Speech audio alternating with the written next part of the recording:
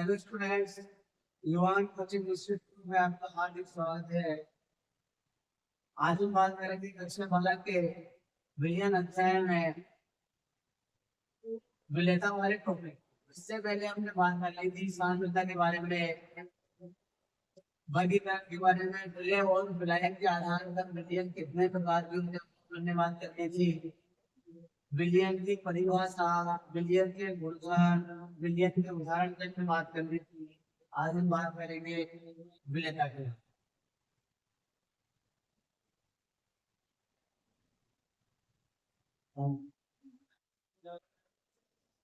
विलेयता क्या होती है? विलेयता को सुनिए।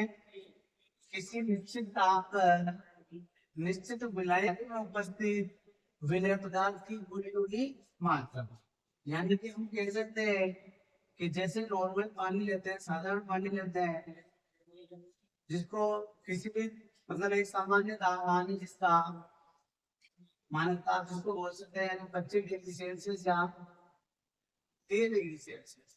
तो वो पानी लिया जिसका तापमान एक निश्चित है, उसमें विलेय पदार्थ को मिलाया गया। तो विलेय पदार्थ को मिलाया गया तो विलेय पदार्थ की एक निश्चित मात्रा होती है, यानी विलेय पदार्थ कितना घुल सकता है वही उसकी विलेयता कहलाती है।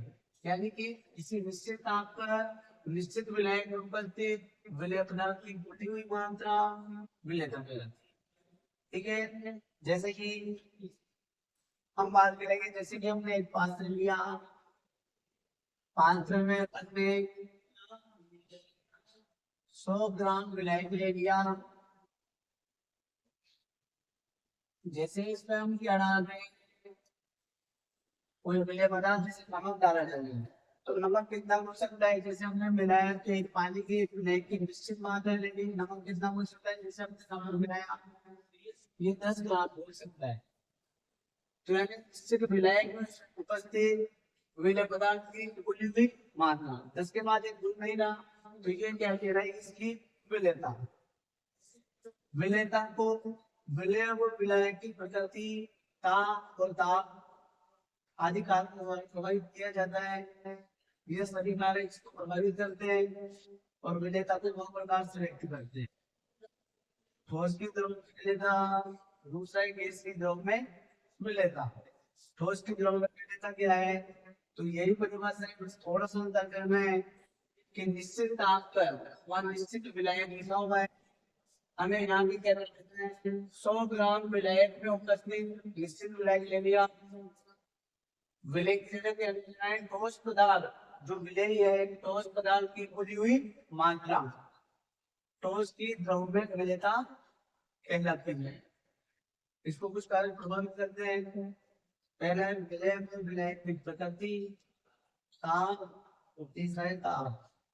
तो हम बात करेंगे विलेय और विलायक की प्रकृति। ये क्या होता है? बात कर ली थी ठोस की द्रव में विलेयता के पहले कारक।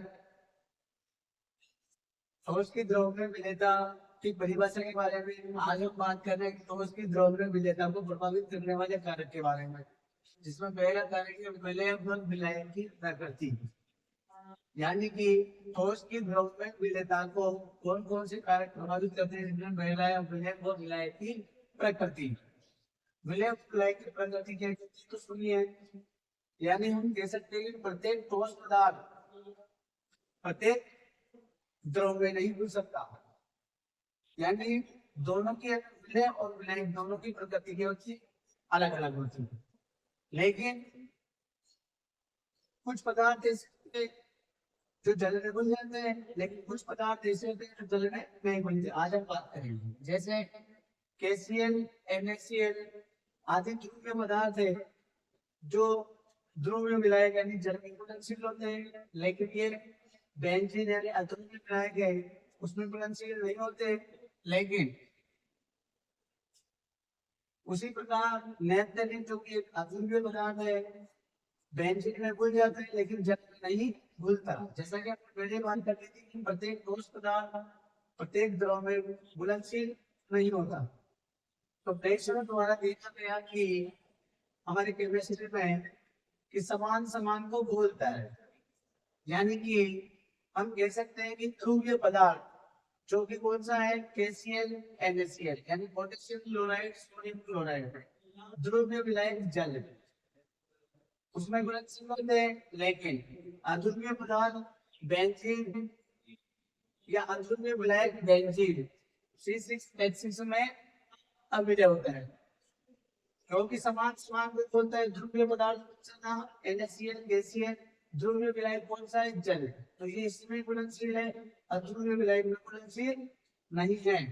इसी प्रकार अध्रुवीय पदार्थ कौन सा है, नैप्थेलिन, जो किसमें घुलनशील है, अध्रुवीय विलायक में, जबकि किसमें घुलनशील है, जल में, जो कि जल क्या है, एक ध्रुवीय विलायक है।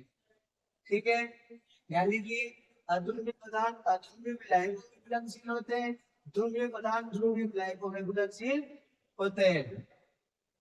इसके बाद हम बात करेंगे दूसरे कारण की, जिसका नाम है दाब। तो ठोस की द्रव में विलयता को दूसरा कारण है दाब का क्या प्रभाव पड़ता है। तो ठोस की द्रव में विलयता पर दाब का कोई प्रभाव नहीं पड़ता, क्योंकि जो ठोस पदार्थ में मिला है द्रव में, तो ठोस पदार्थ में संपीड़ितता का गुण नहीं होता, यानी असंपीड़ितता का गुण होने के कारण दाब का ठोस की द्रव में विलयता पर कोई प्रभाव नहीं पड़ता।